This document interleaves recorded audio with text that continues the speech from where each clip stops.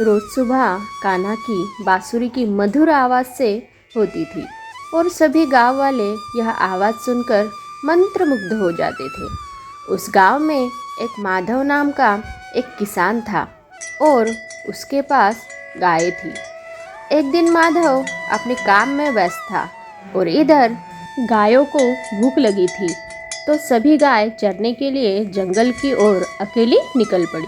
कुछ देर जंगल में चलने के बाद उन्हें ताज़ी घास मिली और वो वही उस घास को खाने लगी।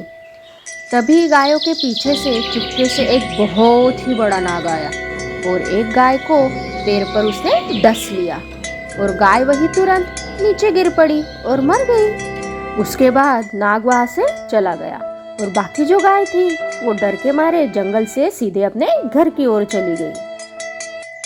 गाय चुपचाप से अपने घर पे आने के बाद जो बची कुची हुई घास थी वो खाने के लिए लग गई। तभी वहाँ पे खेत का पूरा काम करके माधव अपने घर की ओर आता है और अपनी गायों को देखने के लिए जाता है कि सब कुछ ठीक है या नहीं, और गायों के पास जाकर रुक जाता है। अरे ये क्या हुआ? मेरी एक गाय कहाँ है? मैं तो यहाँ सब कुछ छोड़ के गया था ना। मैं काम में व्यस्त था तो ये जंगल में तो नहीं जाके आई। रोज़ तो ऐसा नहीं करती, पर जंगल में गई थी तो वापस मेरी एक गाय क्यों नहीं आई? मुझे जंगल में जाके देखना चाहिए। तभी माधव जंगल की ओर निकल पड़ता है अपनी गाय को ढूंढने के लिए।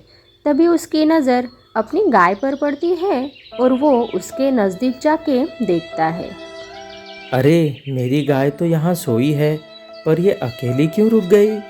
और इसके पैर पर ये खून कैसा? शायद कुछ लग गया होगा, इसलिए आराम कर रही है। पर ये हिल भी तो नहीं रही है। अरे रे रे, शायद इसे किसी नाग ने डस लिया है और इसके पैर से बहुत खून भी बह रहा है। हे भगवान, ये तो हिल भी नहीं रही है। शायद ये मर गई है। मैंने किसी का क्या बिगाड़ा था जो मेरी गाय को मार दिया? हे भगवान, अब मैं क्या करूं?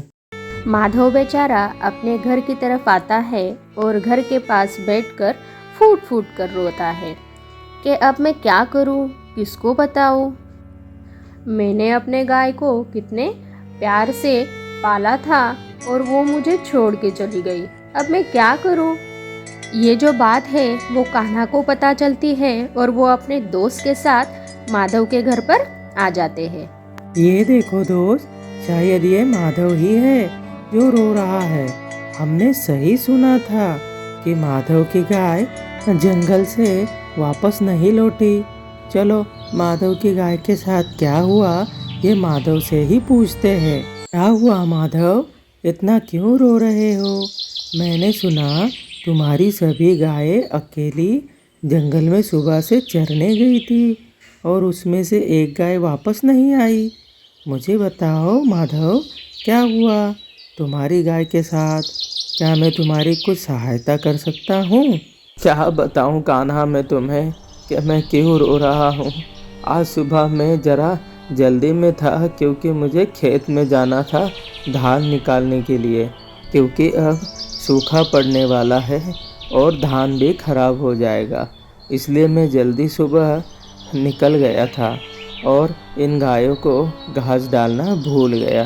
तो इन गायों को भूख लगी होगी तो सभी चरने निकल पड़ी थी। चरते चरते वह जंगल में पहुंच गई और तभी मुझे ऐसा लगता है जो जंगल में बड़ा नाग है उसने मेरी एक गाय को डस लिया और मार दिया। अब तुम ही बताओ कान्हा, इसमें मेरी गाय की क्या गलती है? और ये गरीब अब क्या करेगा, कहाँ से लाएगा अपनी गाय को? ये सुनकर दोनों दोस्त जंगल की ओर निकल पड़े। देखो दोस्त, शायद यही वो नाग है जिसे हम कब से ढूंढ रहे थे, जिसने माधव की गाय को डसा होगा। अगर इसने आज मेरी बात नहीं सुनी तो इसको अपने किए की सज़ा ज़रूर मिलेगी। तो तुम ही हो ना जिसने जंगल में कल माधव की गाय को डस कर मार दिया? तुमने ऐसा क्यों किया? उसने तुम्हारा क्या बिगाड़ा था? वो बेचारी अपना काम कर रही थी तुमने ये ठीक नहीं किया। कुछ करने से पहले 10 बार सोचना चाहिए। तुमने माधव की गाय को मार के ठीक नहीं किया। उधर बेचारे माधव का रो रो कर बुरा हाल हो रहा है। तुम कौन हो? यहाँ क्यों आए हो?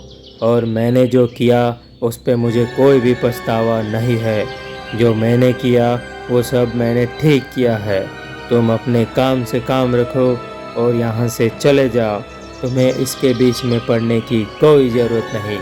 उसको उसके किए की सज़ा मिलकर रहेगी। तुम निकल जाओ यहाँ से। नहीं, मैं नहीं जाऊँगा। मैं जो सही है उसे इंसाफ ज़रूर दिलाऊँगा। तुम्हें माधव से किस बात की तकलीफ़ है कि तुमने सीधे उसकी गाय को ही डस लिया? तुम्हें मुझे बताना ही होगा। तुम्हें अगर सुनना ही है कि उसने मेरे साथ क्या किया तो सुनो।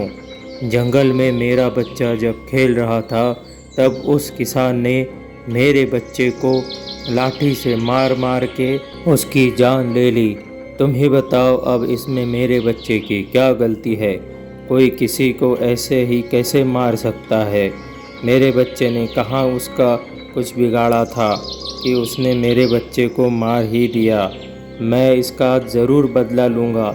मैं एक एक करके सबको मार दूँगा। तुम चले जाओ यहाँ से। नहीं नाग, तुमसे कोई गलती हुई है। माधव ने तुम्हारे बच्चे को जानबूझकर थोड़ी मारा है। उसके सामने तुम्हारा बच्चा खेलते खेलते आ गया तो उसने सोचा ये नाग मुझे या फिर मेरे गायों को डस लेगा, इसलिए उसने तुम्हारे बच्चे को मारा होगा। उसको माफ़ कर दो। अनजाने में इंसान से ही गलती हो जाती है। माधव से भी हो गई। तुम तुम्हारा दिल बड़ा रखो और उसे माफ़ कर दो। ऐसा करने से लोग तुम्हें याद रखेंगे और कभी तुम्हारे लिए कोई कठिनाई नहीं होगी। चलो माफ़ कर दो माधव को। नहीं नहीं, मुझे मत सिखाओ। उसने बेवजह मेरे बच्चे को मारा है। मैं किसी को नहीं छोड़ूंगा। और हाँ, तुम बीच में आए तो मैं तुम्हें भी नहीं छोड़ूंगा, बल्कि इस गांव के हर एक आदमी, औरत और जानवर को, चाहे जो भी हो, मैं सबको मार दूंगा। और ये वचन मैंने ले लिया है और मैं ये करके ही रहूँगा। मतलब कि तुम मेरी बात नहीं सुनोगे तो तुम्हें इसकी सज़ा ज़रूर मिलेगी। तुम्हारे एक के मरने से बाकी सबकी अगर जान बचती होगी तो मुझे ये निर्णय लेना ही पड़ेगा। लो, ये मेरे चक्र का प्रहार झेलो। मैं इस जन्म से तुम्हें मुक्ति दिलाता हूँ।